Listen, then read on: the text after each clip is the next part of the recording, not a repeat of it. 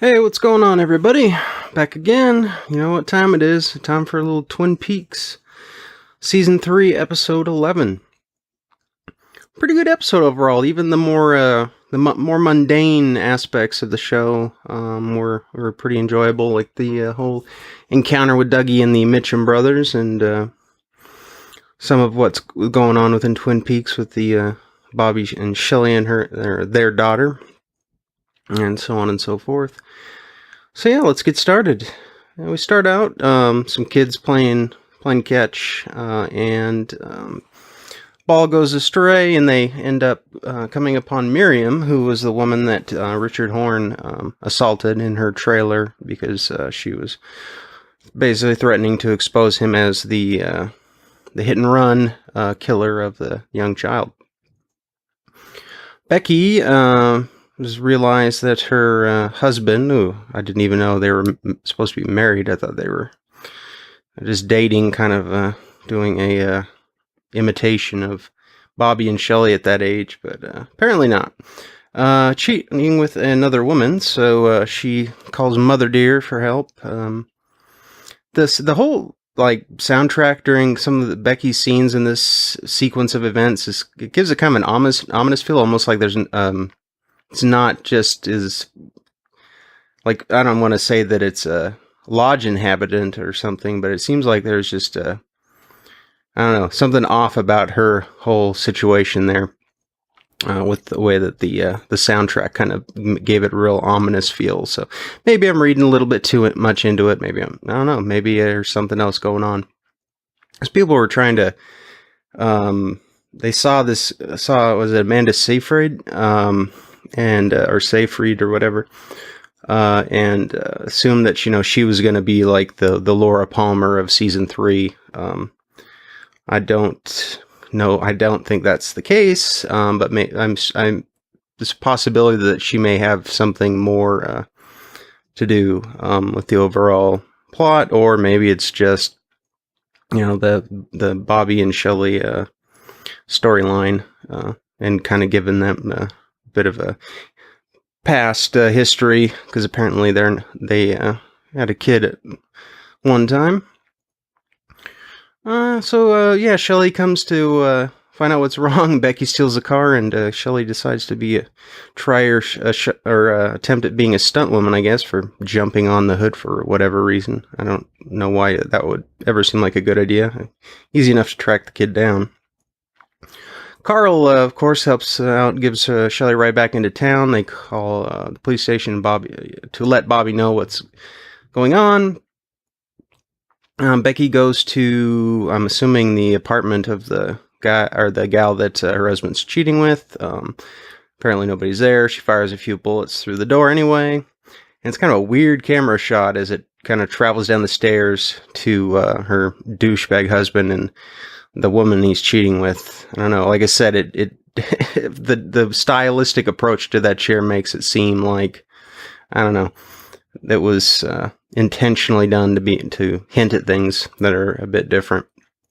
But like I said, maybe I'm reading too much into it. Maybe it was just a stylistic choice for that scene because I didn't want to go with something more generic. So Gordon, Albert, Diane, Tammy, and I think it's Detective Mackey. Or Mackley, I think is the guy's name. Yeah, Mackley. They show up at the place that Principal Hastings said that he saw Major Briggs. And, so we get a pretty cool scene here. Definitely adding to some of the supernatural elements of the show that I really like in this scene. Because I've always, wondered, if the different means by which the denizens of the lodges, travel between, the dimensions. And if you've seen the movie, you remember the midget in the red suit mentioning, at least if you saw the bonus version or extended version of the scene, there's some different dialogue, and he says, from pure air, they travel, from pure air, intercourse between the worlds. So, perhaps this is a method of travel in this scene, but I'll get to that in just a second. Hastings, after talking with Tammy for a moment, sees a kind of a bearded transient that appears and then vanishes, and I think he knows something's up. And then Gordon and Albert notice the same guy, and they see him vanish. So I think these guys, they're pretty much, from the incident that happened in the original run. Plus now they're pretty much aware that they're looking for these particular beings. Gordon decides to go and Albert go inside the fence perimeter, and where Principal Hastings went to, where he eventually saw the Zone and Major Briggs. Gordon gets a little bit further in, sees a vortex begin to form in the sky, which look pretty cool. And notice that there's this current of electricity or static in the air. You can hear it. It's pretty noticeable. Albert sees Gordon's image, but his vision is kind of distorted slightly because Gordon is kind of, I think, entered in further enough into that area that he's kind of, and I don't know if the Zone may be where he's standing, or the Zone may be what he eventually sees. It's hard to tell, but he's in a kind of a, there's some supernatural, spiritual turbulence and whatnot going on in there, whipping up like the vortex. Into the vortex we go at the end of this vision Gordon is seeing, and we see through the other side there are several bearded men, like the woodsman from the previous episode, all standing on a staircase in a rundown old building, looking back through this portal.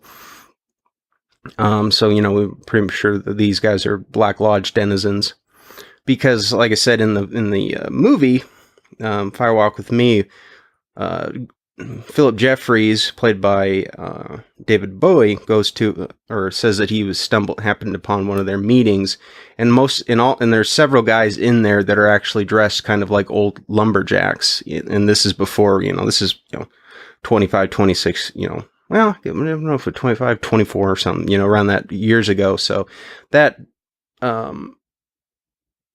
outfitter, that they chose for him was, is obviously being, reused with these new denizens, but they just, the new ones look cooler, they're more creepier, where the other ones look kind of goofy.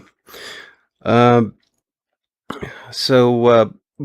looks like he's kind of flashing or fading in and out.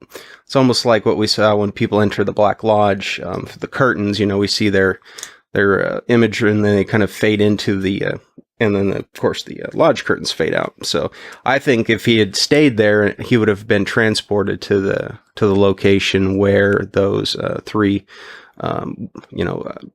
bearded men were standing. But Albert pulls him back at the last moment. And this begs the question of why Major Briggs would be at this spot.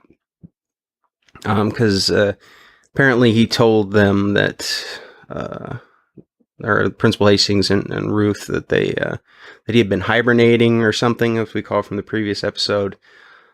So did the denizens of the lodge not have any awareness of this location until Principal Hastings and Ruth discovered it? Was Major Briggs, was he hiding out in this spot? And then the denizens were attracted to something and brought him there, or was he their captive there, or hiding out because he said he wanted to go to a different location? So some of those questions are kind of have been unanswered. So yeah, I mean, if you saw the Major, and the Major, wanted them to visit him at this spot, I don't know. Maybe we'll get some more detail about it. Just kind of seems odd that this is a place Major Briggs would have chosen to hide out at if he was hiding out. And after that, we see that Ruth's body is lying a little ways off, of course, missing the head. She has a series of numbers marked on her arm. which Albert photographs, and according to him, are coordinates. One of the denizens during this part sneaks into the police vehicle and kills Hastings, basically causing his head to explode from about halfway up. Of course, this is a new ability, at least from we've seen some kind of weird, deaths, like when Evil Dale shot the wife of the principal and had that kind of bizarre hole in her head. But this, we didn't see this kind of, ability by these beings in, previous seasons or in the movie. So it's just kind of a new thing where apparently they're able to inhabit and destroy people. So maybe he's I don't know, certain ones have this ability or not. So it makes it seem like, those that are potentially, maybe because his fear was quite strong when he was in proximity to this location because of what happened, and maybe that allowed this being to get easy access and do away with him. We'll have to see if this happens to anybody else. And Diane seems barely fazed by any of this, so she may very well have been introduced to these beings prior through Evil Cooper. And Mackley calls for backup, and Diane says there's no backup for this, so she knows what's going on.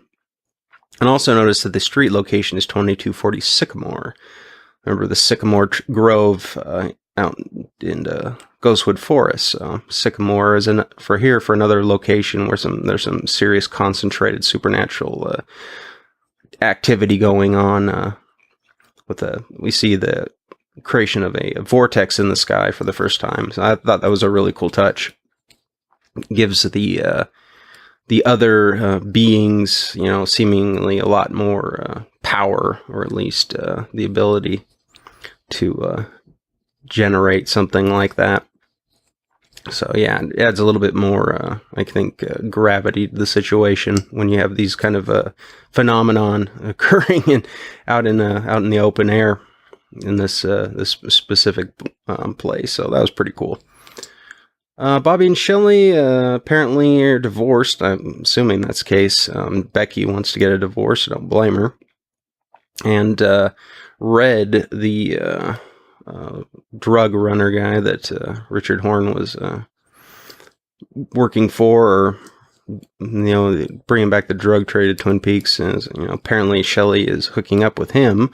So I guess she has never learned. Bobby, who knows, he got his shit together and became a cop, and probably maybe he ditched her, or she cheated on him, and then she, of course, Leo Johnson before, so I don't know. She's not too bright.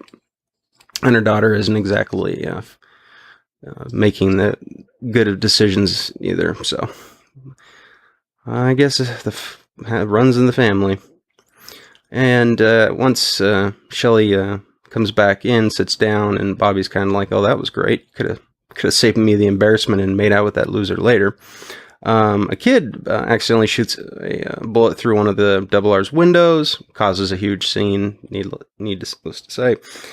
And there's a woman who is completely irate and is honking her horn over and over. Bobby goes over there to calm her down, and she apparently has some sick girl in her car.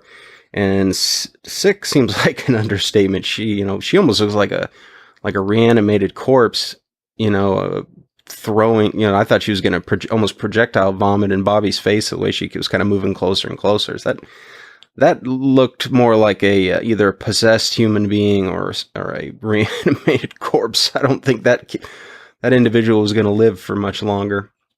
This is a real great scene between Hawk and Frank when they discuss the information that Major Briggs left. Hawk brings out this ancient map with a kind of supernatural, properties to it apparently. And it looks like Blue Pine Mountain is a location that Hawk believes the Major is sending them. We see that same black symbol above the mountains, the two peaks shown on there that was on the playing card that Evil Dale was carrying. Hawk mentions that this fire in this certain part of the map is a different kind of fire. It's more like modern day electricity, which electricity again always has supernatural significance in Twin Peaks. And it can be, the source fire can be good or bad depending on the intention behind the fire. So perhaps that's the reflection, and like with the lodges, fear and love, possibly, good and evil for a more simplistic take on it. And Hawk says that the stars on the map match the dates, or the date that the Major gave them, which is happening soon. I hope that takes place in the next episode when they go up to that spot. There's also an area that looks like a corn row that is supposed to represent fertility, but it is diseased. It is gone. It is not irregular, so it's representing death. And you combine the fire with this symbol, and apparently it represents black fire. Something related to the lodge. Remember the mantra. The magician, chants out, fire walk with me. Through the darkness of future past, the magician longs to see one chance out between two worlds. So that intercourse between the two worlds, the fire, like I said, the black fire, and it may be, it'd be cool if it was a completely different, location, a completely different, thing, and not just back to the Black Lodge necessarily, because I'm pretty sure Hawk would know how to get to that Sycamore Grove, obviously. So maybe we'll find a new place, maybe some new location, and with its own dangers. When Frank mentions that symbol, that black symbol above the mountains, Hawk basically says it's just something you don't ever want to know about. So, of course, as a viewer, I really want to know what that represents, and that may be something we have to wait towards the end, but I hope that's revealed eventually. Even it's just a simple little drawing, on a card, just it gives it so much power to the audience. The log lady calls Hawk because she knows he's found something. Of course, he can't tell Margaret what he found. I'm assuming it, pertains to that black symbol. She mentions that her log is afraid of fire, and that there's fire where they're going. So danger. Definitely a lot is ahead. Gordon's right hand shakes uncontrollably when resting on the table. So some after effects of what went on at the site. And Albert tries to make a joke, but Gordon thinks he says Ruth instead of roof. Diane tries to memorize the numbers for Evil Dale, most likely. And then Albert says the numbers indicate a small town on the north or to the north, and then that's all we get. During the conversation with Detective Mackley, Gordon mentions the bearded man that he and Albert saw. Then Diane mentions she saw somebody getting out of the vehicle that Principal Hastings was sitting in. But of course, we never saw the door open, and Detective Mackley was in the car the whole time, so she kind of brushes it off. And then Gordon remembers the men that he saw in the room that was, looked just like the bearded man at the site. So that's Gordon got some more to mull over. And apparently the Mitchum brothers are going to get some good news from Dougie Jones. Check for 30 million smackaroos. We see the Mitchum brothers at home. One of them says he had a dream about killing Dougie, but apparently he is yet to remember all of it. Dougie Cooper sees Mike in the Black Lodge waving to him over at one of the shops, but the image disappears and nothing more comes of that. Dougie has a box. Kind of almost reminds, I don't know, the box going out in the desert reminds me of Seven for some reason. Good thing it wasn't I won't spoil Seven for you haven't seen it, but that's, anyway. Las Vegas is overrated, by the way. Reno's much easier to get around, and a casino's a casino, unless you're a tourist. And if a limo takes you out in the desert for a special meeting, it probably will not end well. But of course, Dougie's boss thinks he's going out to dinner at a fancy restaurant, not having a meeting out in the desert outside of Vegas. In the dream, the cut Candy gave Rodney Mitchum is completely healed, and we see that when they lift the bandit up, it is indeed healed. Bradley Mitchum recognizes the box from his dream and says that the contents, if it is what it is, he thinks it is, they can't kill Dougie. He whispers what it is to his brother, and brother pulls out a gun. His brother thinks he's probably nuts. And yes, it is indeed cherry pie in a box. How appropriate for cherry pie for Twin Peaks. And as you see, dreams in Twin Peaks are quite prophetic. Bradley Mitchum grabs a check. The brothers are back in business. They got their 30 mil, and everything is as good as gold. So Dougie's working miracles with a little help of some, the supernaturals, little sparkles that were moving around all over the forms there, getting him to spell out that the Mitchum brothers case wasn't illegal, attempt at getting money. At the restaurant, after words to celebrate, Dougie doesn't quite get how to toast. The piano is playing, and the part slows down, and it draws Cooper's attention for some reason. I couldn't quite recognize it or put the two together. The lady that we looked at, that looked homeless or close to it at the casino that he helped win all those jackpots, comes by to thank him because he helped turn her life around, which is pretty cool. Dougie, of course, is still mesmerized by the song. And time for cherry pie, which, as I mentioned in previous videos, Kyle MacLachlan at least said in an interview way back in the day that he was not a fan of cherry pie, so maybe he changed his mind after a while. Cherry pie is good. I don't know if I would poo-poo it if I was offered some made with the real pie cherries and not the filling. That's for sure. Probably not as good as Norma's though. At the end there's a couple of songs listed. There's Threnody for the victims of Hiroshima, which of course Hiroshima, atomic bombs, could be completely unrelated, who knows. And then there's also an Angelo Badalamenti piece called Heartbreaking, which I'm assuming is playing at the end. I'm not sure at what point the Threnody for the victims of Hiroshima was playing. I'm not sure which one it was that caught Cooper's attention. Anyway, I wasn't sure. I didn't check to see if I don't think that was Angelo Badalamenti playing the piano in the episode. I didn't recognize him. He didn't, so that would have been kind of cool if he'd played, since he wrote the piece. Maybe it was. Maybe, I don't know. It didn't look like him. So if it was Angelo, please let me know in the comments. So yeah, that was a pretty cool episode. Looks like Dougie Cooper's co-worker there, played by Tom Sizemore, is going to have to take care of business himself because the Mitchum turning them against Dougie did not work out. It went completely 180.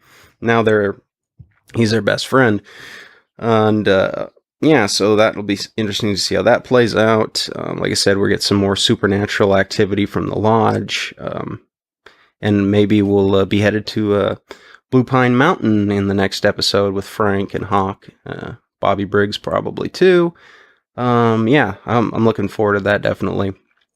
So that's about it for episode 11 of season 3 of Twin Peaks.